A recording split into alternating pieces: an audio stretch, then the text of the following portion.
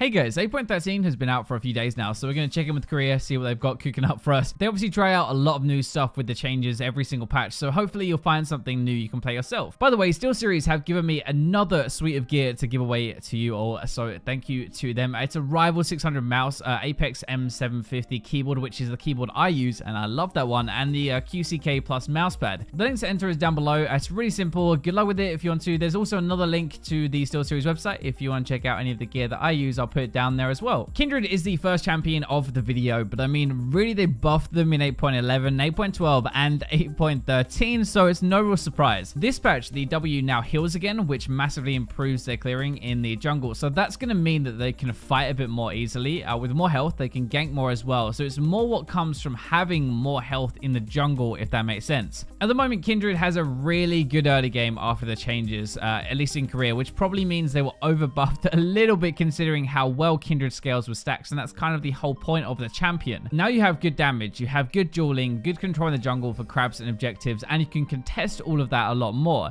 The heal was actually in Kindred's kit originally, but they removed it because it was a bit too powerful and Kindred was too strong. She was dominating the jungle, and now, funnily enough, you put it back in, she's going to be good again. The build over there is moving towards either Bruiser or Crit, so you can go Warrior, Runion's Cleaver to be a bit more tanky and shred armor like heavily, or you can go a bit more of a selfish build, Infinity Edge third, and you'll see your damage skyrocket, but you'll be way more glass cannon. So your keystone is Pressy Attack, which was buffed a while ago. It was a while ago, but it's the first time we're seeing Kindred since those changes, and that is going to help even more. You're going to be harder to invade now. You can be a little bit more active on the map with the extra health. Remember, Kindred scales really well into the game because of their passive, right? The stacking system, so you kind of do want to invade and shut them down early. As you're going full damage as well, you can carry yourself. It's a really big thing for solo queue. That is what makes her a top tier jungler, really. Even at Kindred's lowest kind of point in the game, her win rate is very solid at the moment. Definitely too strong, and I'd abuse it while you can. Now, Jhin has also spiked up this patch, though, to be one of the best actual, like, pure AD carries you can play bot lane over in Korea. When Stormrazor was introduced, everybody thought it would be broken, but the damage was bugged, and they kind of confirmed that, and then they fixed it. In 8.12, they actually finally changed that, and he's gotten a lot better since then, but now he's really back, apparently. Stormrazor into Rapid Fire Cannon and then Infinity Edge after that is a brutal combo. A long-range, guaranteed crit anyway, that will eventually then do some true damage on top of that at the same time. So it's really good long-range poke. He doesn't do that well against like non-AD lanes, so like a Mordekaiser or a Yasuo are going to be a lot harder for him to actually play. Korean mostly use Fleet Footwork though, still like before, but actually Halo Blades looks really good on him. Somebody tweeted me this the other day and said it was really good. It's not used a ton, but when it is, it wins a lot, and it's getting more popular as well as the patch goes on. The attack speed you get for the first 3 hits gives you a ton of AD because of your passive, right? That is why it works. I'm going to give you the Halo Blades page. You can go Fleet Footwork if you want to. That's up to you. A bit more boring, but whatever. And this is the most common build now as well. Throw in a Last Whisper at some point, a Guardian Angel, and that crit build works wonders. With this as well, Jhin scales much better. At least in Korea, he doesn't win many games early. He's not very good at snowballing his lead, even if he gets an advantage, but he is great for mid-game fights.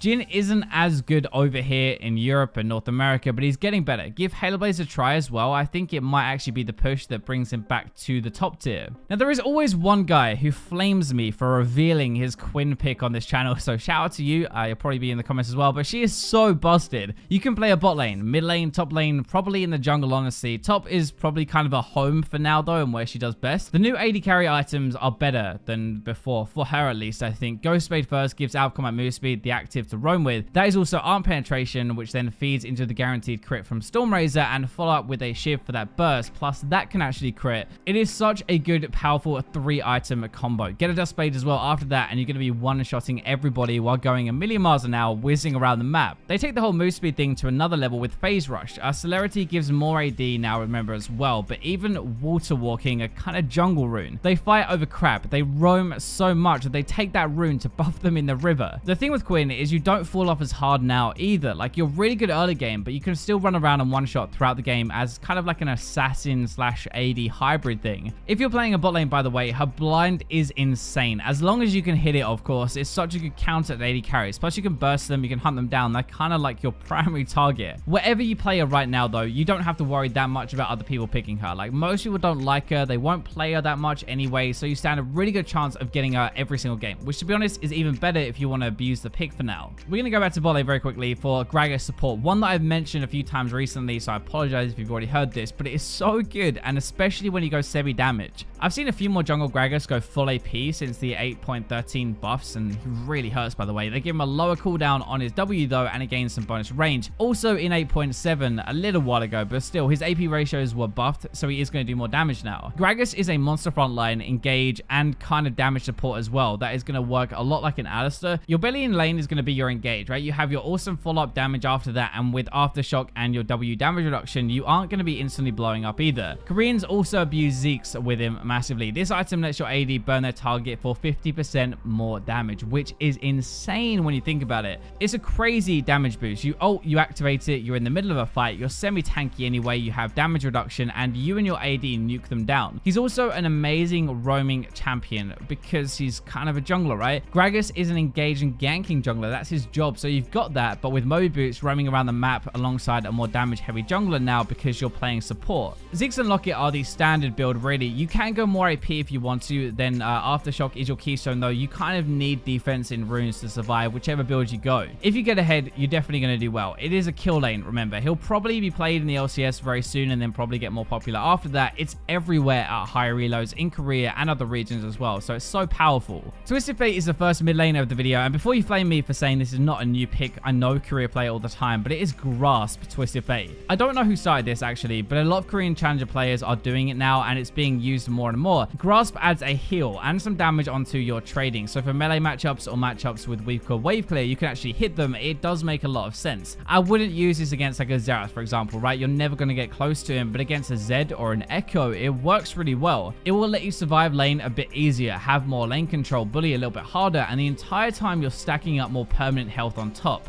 It does have reduced damage from ranged champions, but because you can proc it so much more often, it makes up for it. That's the entire idea behind that separation anyway. Arcane Comet is going to be more for your burst, like 100%. I know that you're going sorcery primary, but it does have a long cooldown in lane, and Grasp doesn't. Grasp also lets you go into Resolve, which isn't all bad. It means you can take Bone Plating, you can take Chrysalis, and you can take Overgrowth. You'll gain a lot of extra health throughout the entire game with this setup and be a lot harder to kill. You're not losing that much damage, really. I know it seems really weird, but you're going to be getting Rod of Ages for more health, and the rest of your items are full damage. That's where a lot of it comes from anyway. TF is a god early game with his roaming, especially when early leads mean a bit more on this patch. Plus, towers take more damage from AP from a while ago, so Lichbane burns even more. I think this setup is really good when you can constantly proc it. If you can't, I would stick to Comet, but either way, Twisted Fate is a good pick on this patch. Now, you might think we're sticking with mid lane for Swain, but he is actually going to be in this video for bot lane this time, not in a solo lane. He is probably the best champion you can play in the carry role bot lane, better than any AD carry if played properly. I know that sounds really weird, but Swain is so hard to play against as an AD. He has the crowd control, he has the healing, the damage, and he's not even that easy to kill, which is made worse when you put a support next to him. Getting near him is kind of dangerous, but you have to if you want to fight him, right? I mean, you can get an Executioner's Calling, but that costs gold, so you delay the rest of your build. You're kind of stuck farming, which isn't going to get you that far in the game. In Korea, at least, he has a positive win rate versus every single AD so far this patch. Jin seems to be the only one who can stand his ground and not get completely smashed. It obviously isn't just Swain, but the support meta is engage and damage over there, which means they just hold you in place while Swain pummels you down. They also run Phase Rush most of the time. It's actually a really cool rune page, so they go Nimbus Cloak, Celerity, and Phase Rush together. It's pretty clever. You pop your ultimate, you get your Nimbus move speed to get close, then you do some damage, and then Phase Rush is going to proc afterwards to stay close, and the whole time you do more damage because Celerity is increasing your AP based on move speed. That was also buffed to be double as much recently, so 16% AP increase is a ton. They also get a lot of pen in here, which helps bot lane. Rod of Ages and Zhonya's are your core, but then Sorks and Morello, which means they rip AD carries. ADs don't really buy magic resist to block it, so you're just going to get through it easily. Even though this is so good, we probably will not see this a ton because bot laners right now cannot play Swain that well. If you can though, if you play in another lane, you might actually want to take it bot lane for almost like free low.